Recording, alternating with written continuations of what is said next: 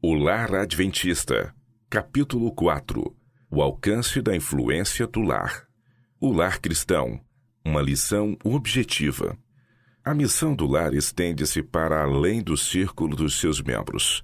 O lar cristão deve ser uma lição prática que ponha em relevo a excelência dos princípios verdadeiros da vida. Semelhante exemplo será no mundo uma força para o bem. Ao deixarem um lar assim, os jovens ensinarão as lições que aí aprenderam.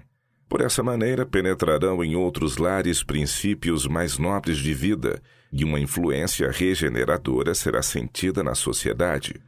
O lar em que os membros são polidos, cristãos corteses, exerce vasta influência para o bem. Outras famílias notarão os resultados conseguidos por um lar assim e seguirão o exemplo dado, guardando, por sua vez, o lar contra as influências satânicas. Os anjos de Deus visitarão com frequência o lar em que a vontade de Deus domina. Sob o poder da graça divina, esse lar se torna um lugar refrigerante para os enfraquecidos, fatigados peregrinos.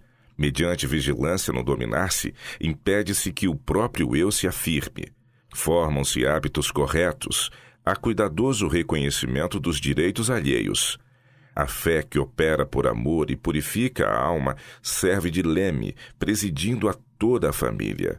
Sob a santificada influência de tal lar, o princípio da fraternidade estabelecido na Palavra de Deus é mais amplamente reconhecido e obedecido. A influência de uma família bem ordenada. Não é questão de pequena importância para uma família o manter a posição de representantes de Jesus, guardando a lei de Deus em ambiente de incrédulos. Requer-se de nós que sejamos cartas vivas, conhecidas e lidas por todos os homens. Esta posição envolve terríveis responsabilidades. Uma família bem ordenada, bem disciplinada, fala mais em favor do cristianismo do que todos os sermões que se possam pregar. Uma família assim dá prova de que os pais foram bem-sucedidos no seguir as instruções de Deus e de que seus filhos o servirão na igreja. Sua influência aumenta, pois à medida que comunicam, recebem para tornar a comunicar.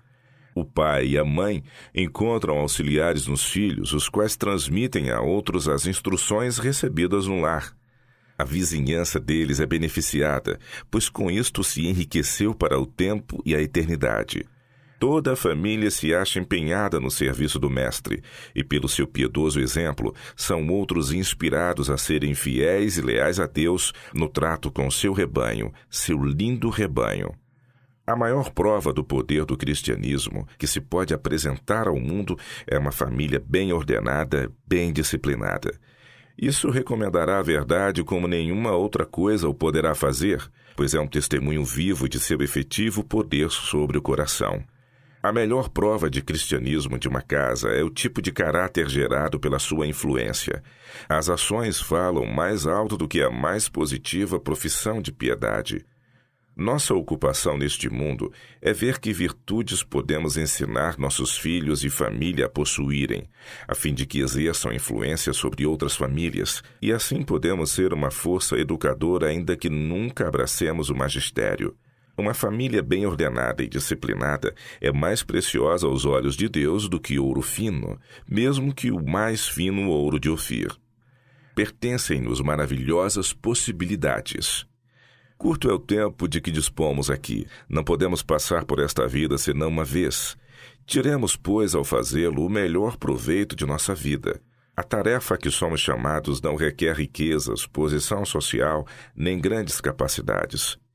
O que se requer é um espírito bondoso e desprendido e firmeza de propósito. Uma luz, por pequena que seja, se está sempre brilhando, pode servir para acender outras muitas.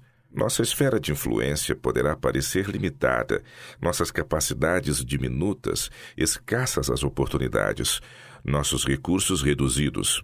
No entanto, se soubermos aproveitar fielmente as oportunidades de nossos lares, maravilhosas serão nossas possibilidades.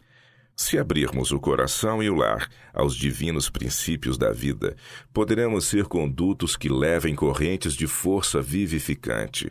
De nosso lar fluirão rios de vida e de saúde, beleza e fecundidade numa época como esta, em que tudo é desolação e esterilidade.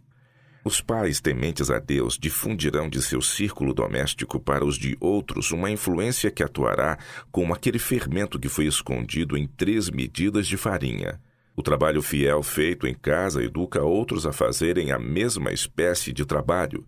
O espírito de fidelidade para com Deus é como fermento, e quando manifestado na igreja, terá efeito sobre outros e será uma recomendação para o cristianismo em toda parte. A obra dos soldados de Cristo que se devotam inteiramente é de tão vasto alcance como a própria eternidade. Então, por que há tanta falta de espírito missionário em nossas igrejas? É por haver negligência na piedade doméstica. A influência de uma família mal dirigida. A influência de uma família mal dirigida é dilatada e desastrosa a toda a sociedade.